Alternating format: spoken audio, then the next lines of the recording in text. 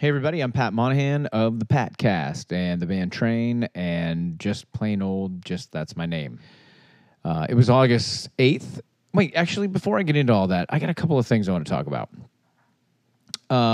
Duckhorn. Lovely wine. You know, a guy named Butch Walker turned me on to Duckhorn. I never tasted it with him because I wasn't drinking wine back then. Since I started to experience and experiment a little bit with red wine and white wine, I've realized that there's some really lovely wine out there. Big fan of Schaefer, where we shot our drive-by video. I love Train wine. So amazing. Like, I can't believe I'm a part of something so good. Duckhorn, another lovely brand. And then one of my favorites out of Washington is called Chateau Ste. Michelle. So you got to check out all those things if you're into wine. If you're not into wine, I don't know, just don't do any of that, or tell people that you don't, but do it on the side. Anyway, it's August 8th. To take you back to this next Patcast, Train, we had just played Phoenix, and we had a day off in Los Angeles. Most of the band and crew were enjoying a day off and hanging with friends and even family. Me? Nope, not me. Pergo? Jerry? Not even close. We had bigger plans. We wanted to go to see One Direction. So we went to the One Direction concert. They were opening up a 3-day stand at the Staples Center in Los Angeles. And there were lines around the block. We pulled up and found a good friend of mine, an old friend and colleague, Lee Leipzner of Columbia Records. He's actually responsible for getting our songs on the radio, on pop radio. He's a lovely guy. He's been a friend, a dear friend for a long time, and I'm lucky to know him. So One Direction and Train, we share the same label. Obviously, Lee works with them. So Lee brought me to those guys. He brought me and Pergo and Jerry to those guys to see the show, but also maybe perhaps grab a moment with them.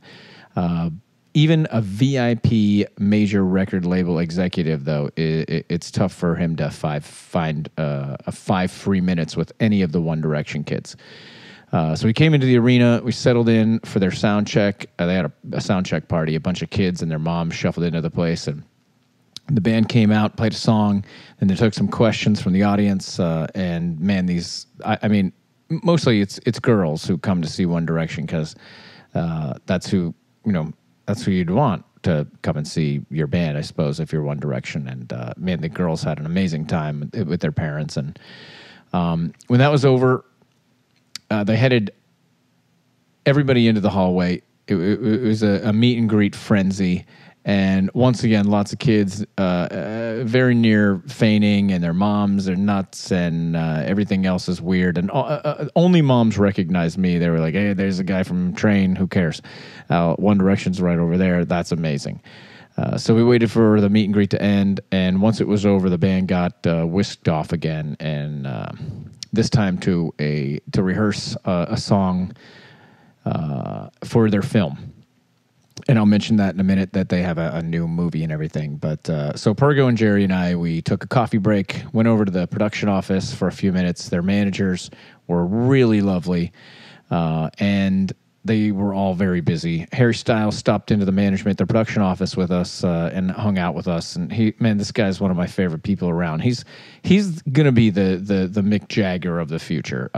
Just from looking at him, kind of checking out his vibe, what he's about, and also knowing that he's a very talented kid. That's his future. But currently, he loves golf, and he's writing songs. And it's interesting to find out about these guys, that they all write songs separately, and then they bring it into the project, which I thought was a kind of an interesting, fun way to do it. Harry also, if you didn't know this, he came to a Train show in Manchester about 2 years ago. But he tweeted that he had seen the show, and I think someone got engaged, and he was actually moved by that. So he tweeted that he was that it was a touching moment, and I think within 3 hours we had 14,000 new Twitter followers. It's kind of an insane phenomenon that these guys have created. I just want to make sure that I paint a clear picture, because these kids have no time. They have no time to themselves for anything. So for me to get 5 minutes with this kid is incredible. Whether it's Harry or Niall or Liam or anybody, the fact that I got to spend a few minutes with each guy, it was a really cool but rare thing. So thanks to Lee, we did get a few minutes with Niall. And he's a lovely kid. He's from Ireland. He's a lovely Irish kid. My favorite people in the world. He plays guitar, and he's 1/5 of the biggest boy band in the history of the world, probably. These guys are bigger than NSYNC and Bieber and the Backstreet Boys ever were. Maybe even the Beatles at this point. I don't know. I suppose there's more people now on the planet, but we talked about where he's from, what he likes, how he became a part of this phenomenal thing that's happening, and you'll hear all of that in a minute. But when we wrapped up, Niall only had a few minutes before he had to get on stage. We headed over the soundboard to check out the show, and the second the lights went out, the scream started. I never heard anything like it. If anyone goes to a One Direction show expecting to hear music, they're going to have a tough time. The fans are insane. They're intense. The screams are louder than any PA system. This is not a shabby PA system. This is the real deal. But screams are far more intense. They did 3 nights in a row, and man, I never saw anything like it. So we were very lucky to be able to steal a couple minutes with Niall Horan of One Direction, a band which is 5 young men from the UK and Ireland. They all competed on the UK show X Factor as individuals. And when they failed to kind of move on in the individual category, they got together and competed in the group category. That was the beginning of what is now a group that is sold in excess of 10 million albums, 19 million singles, at a time when nobody sells anything, especially 10 million albums. That's incredible. So here it is this week on the Patcast, a global phenomenon of massive proportions and a sweet guy, one of the One Direction guys, Niall Horan, right here on the Patcast. What do you do when nobody's looking? Nobody's looking. What do you do? What do you do when nobody's looking? Nobody's looking, looking at you. You got to get it while the getting is good. Laugh when you can, cry when you should. You got to give it till the giving is gone. Do what you can, then you move on.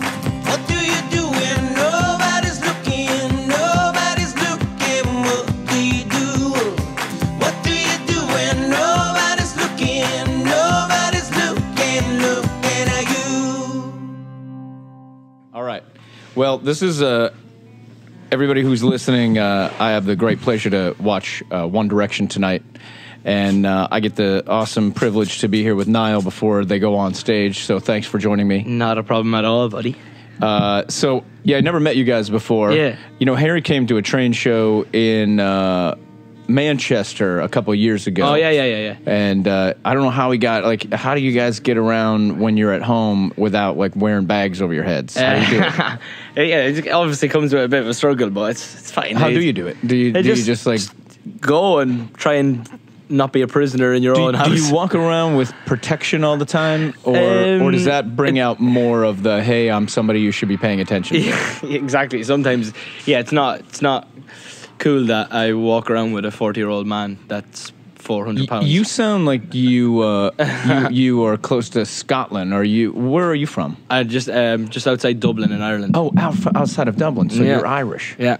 Oh man, congratulations. Yeah, well, it's a good place. Do you know the script guys? I've met them before, yeah, but they're lovely guys, right? Yeah, they're great guys. And your tour talented. manager is Irish. Everybody I've met, my family is originally from Tuam. Yeah, from Tuam, Galway. yeah.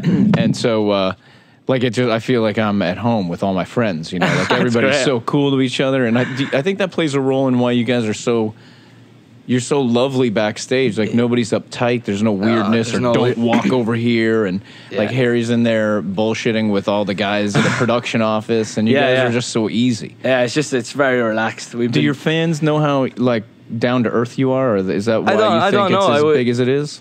I don't know if they do. I guess they do. I think that's part of the charm of what One Direction is. I guess that they were just 5 normal dudes just repping it. just you doing really are ripping through the world, dude. I mean, you leave here, and you have a little break before you go to Australia, then you go to Japan, New Zealand first, and then Japan, but it doesn't matter where you go, it's not ever not sold out, right? It's crazy. Like some of the tickets for this tour went on sale last year, and I know they sold out like straight away. The fans are nuts, man. It's great. Everybody in the music business knows about everything. You know what I mean? It's a pretty small group of people. Yeah. And I remember when you guys put like 2 years of tour up. Yeah. And everybody was like, what a brilliant idea. Like your managers are pretty smart people, right? Who's making the decisions? Are you guys a part of that? Yeah, we all sit down with like our agents and our management, and we kind of plan out what we want to do and if it's going to sell and if it's going to work and what works. And it's more of a collaborative, because obviously we haven't been doing it long enough to know how to balance the books. I can't imagine what it's like to just get started, and I worked so hard just for anybody to notice. Yeah, and you probably work just as hard to just be unnoticed for a few minutes. You know what I mean? Like, have you hit a stage where you're like, dude, I don't know if I can do it today? I feel a little bit like that today, actually. Yeah, I'm a bit tired. Didn't get much sleep last night. Sorry, I'm doing this to you, man. But having the chance to sit with you today is going to be big for people who listen to my podcast, and also they know that I don't podcast anybody that I'm not a fan of. Like, I have 2 daughters, one that's going to be 16 and one that's going to be 5. Okay. And they just sing One Direction songs in the back of my car all the time, and I tell them, how do you feel about that? You better stop it and put some damn train on because somebody's going to get hurt or grounded. No, actually, I think it's great. How much are you guys a big part of the writing these days? Yeah, you get involved with everything. Yeah, we obviously this year we're making another album, and we made it on the road. I think we're nearly finished now. So we did a lot of the writing in the early part of the year, like from February through May. So we were. Right. You play guitar. Do the other guys play at all? Yeah, the boys play like little bits of. Liam plays a tiny little bit of piano, and he plays a little bit of guitar, and it's just kind of. Is Liam Irish too? No, the rest of them are English. They're all English. Yeah. So you're the only one that was blessed with being Irish. Being from the Emerald Isle. So. I wrote in like a Twitter today and said, hey, if I ever had the chance to do a podcast with anybody from One Direction, what would you guys ask? Okay. So I got a lot of will you marry me, and a lot of why don't you follow me on Twitter? Like, you got a lot of girls that are real pissed off that you don't follow them on Twitter. But some of them are actually good questions. Yeah. And like one of them was, what have you found about like America that you wouldn't have found if you wouldn't be traveling the world that you actually love? Yeah, well, I probably would have never been to America, like on this scale. What? I probably would have never made it out here. Yeah, I've been here a couple of times, but just on short trips. What would you be doing if you weren't? Well, I wanted to do like a sound engineer, and I wanted to kind of go down that line. Like a front of house. I don't think you have to do that anymore. No, I didn't. Unless you want to do it on the side. I could. Like, if I had time, I would. Yeah. But I always wanted to do music of some sort of, maybe go to music college or something like that. What kind of thing are you doing when you do have any time? You have friends everywhere, or is it hard? Is it easier or harder to make friends now? You just kind of have to not think about like, it's obviously it's hard to trust people. Because you obviously don't know who you shouldn't trust any of us. These people in the room right now. Don't ever talk to us again. But I can imagine like meeting a girl. Do you have a girlfriend currently? No, I don't have a girlfriend. No. Whew. Man, I can't imagine what that's like. There were a couple other ones, and then I thought maybe if you wanted to sing.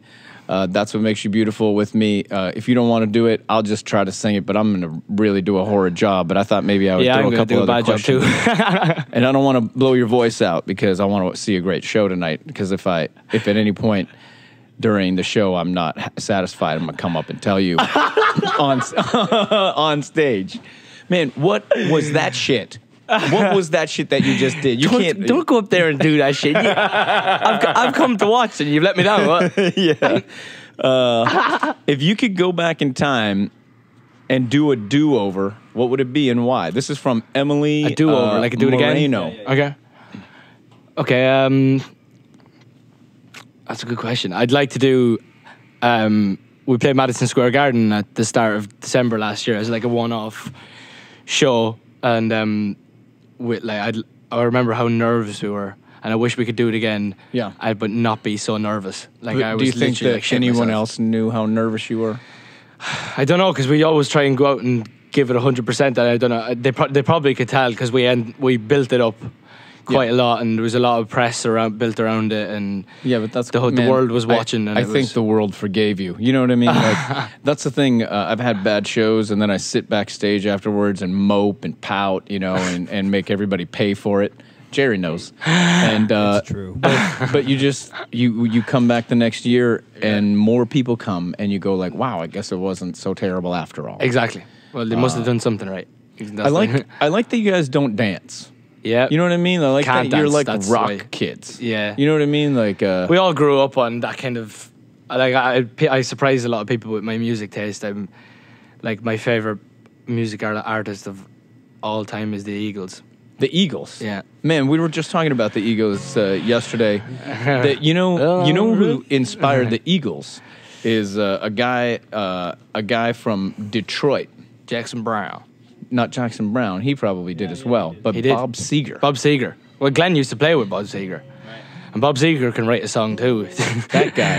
That guy, if you ever listen to great lyrics, I don't know what kind of inspires you, but if the Eagles are part of it, Bob Seger's Against the Wind. Against the Wind. It's an incredible lyric, man. I can't believe how good it is. I need to have a listen to that.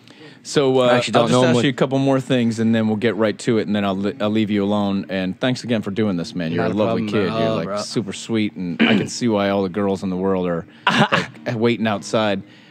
I mean, it drives me crazy. I can hear them 'cause, screaming now. we're here playing Irvine tomorrow. Yeah.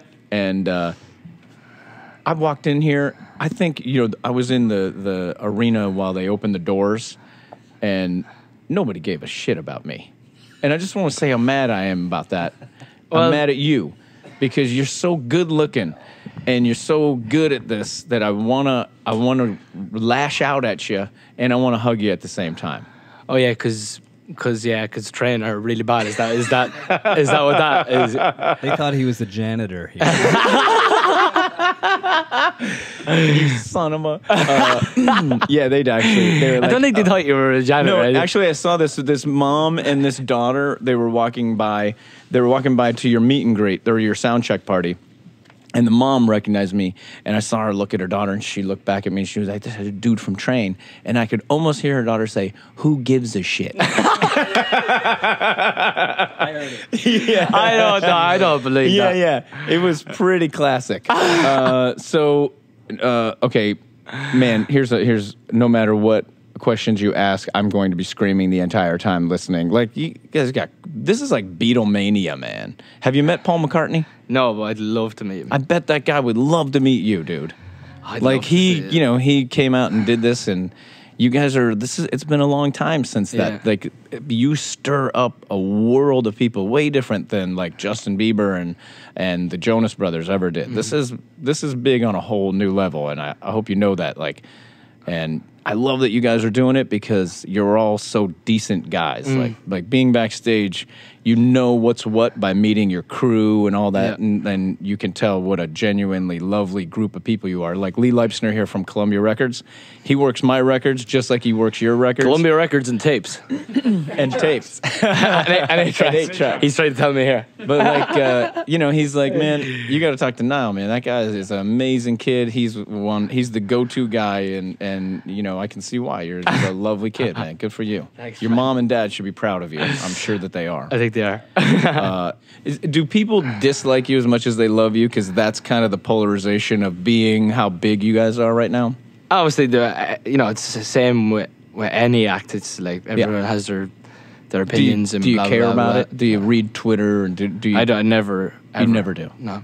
If it's bad, I just flick past it. See, when I read bad stuff like that, I want to go like, I am going to find you. I have a GPS on my phone with a laser gun, and you know what I mean? Like, I'm that guy. And it's too bad. I'm gonna I wish I sniper could you. be more chill. I don't want to keep you anymore, so you want to just try this song? Should we just hit it? Let's just hit it.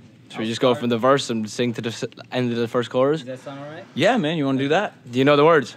I have the words. Do you need them? I have the words. I can read the words. Did you really print the lyrics?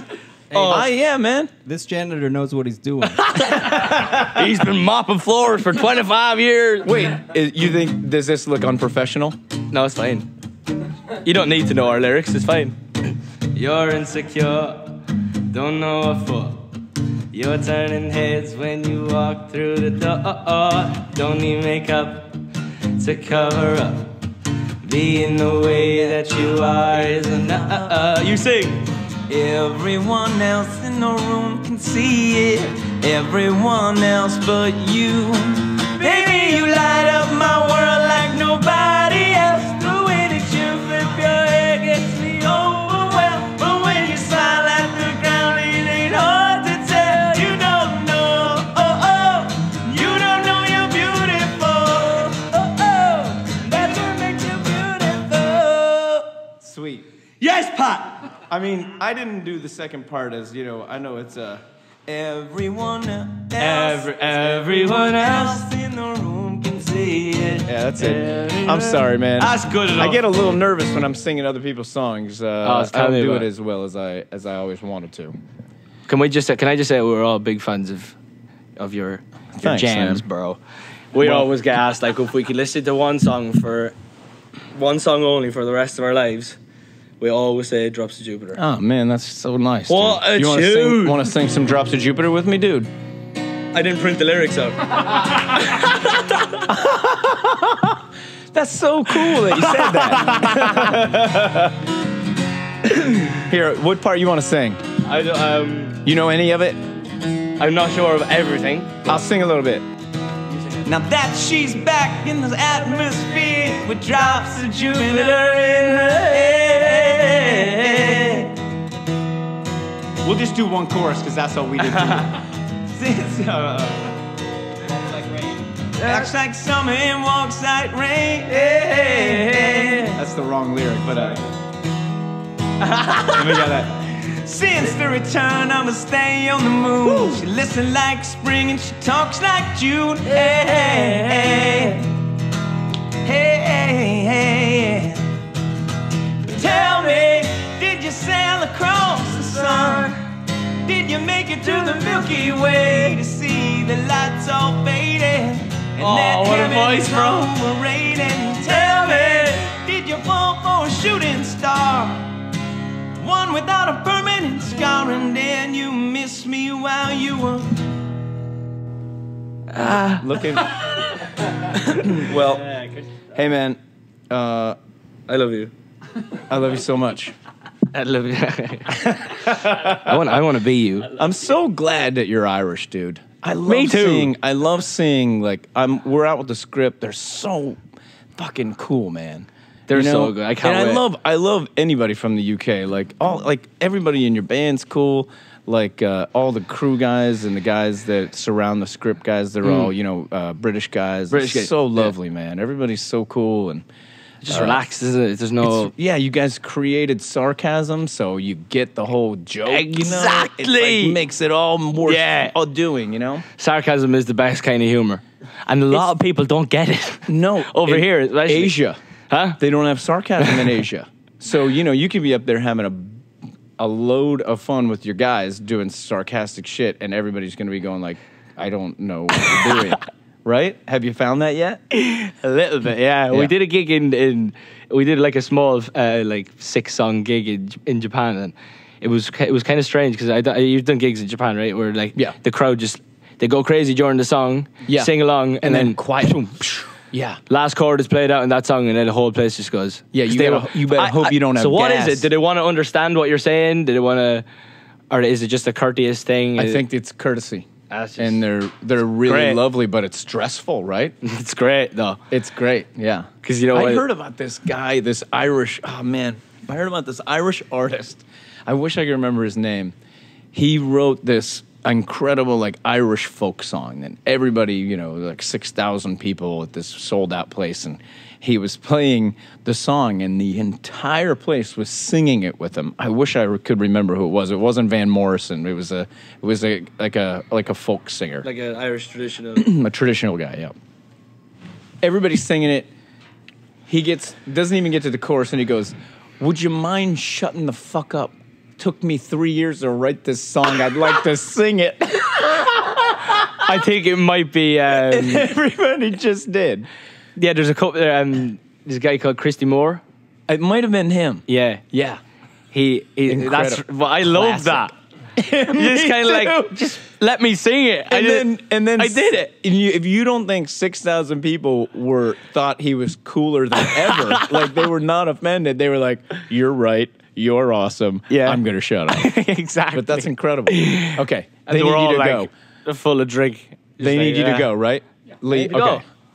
Thanks so I'm much for going. doing this, Niall. It was such an honor. I hope I get to meet you again somewhere down the line. I hope you Honor. remember me. I don't hope you know remember me. what it is I can offer you other than I got a Patcast hat that I can send you your management. There's a pick. Jerry gave you a pick. He just gave me a pic with train on it. Yeah. Really cool. Seriously though, dude, you're doing an amazing job inspiring the youth of the world, and you should be real proud of yourself. Thanks very much. Yeah. And thanks very much for having me here. Yeah, man. Thank you. And enjoy the show.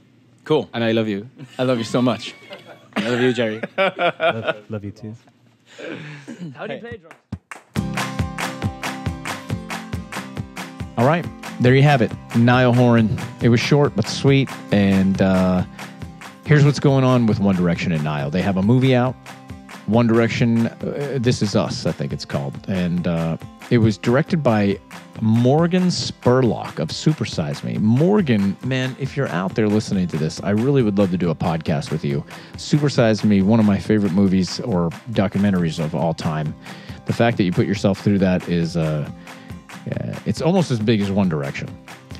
They've already started selling tickets for next year's arena tour. You can check that out if you have access to the internet. I'm sure that there's no way to get away from the fact that One Direction is the biggest thing in the world. They're everywhere. You can go and check out onedirectionmusic.com, or on Twitter you can go to @OneDirection. And if you want to hear more podcasts from Patcast, the Twitter name is @PatcastPodcast. Or you can go to patcast.com, or you can just go to iTunes and go to Patcast. All right. See you later. Thanks a lot. Pat Monahan, Patcast.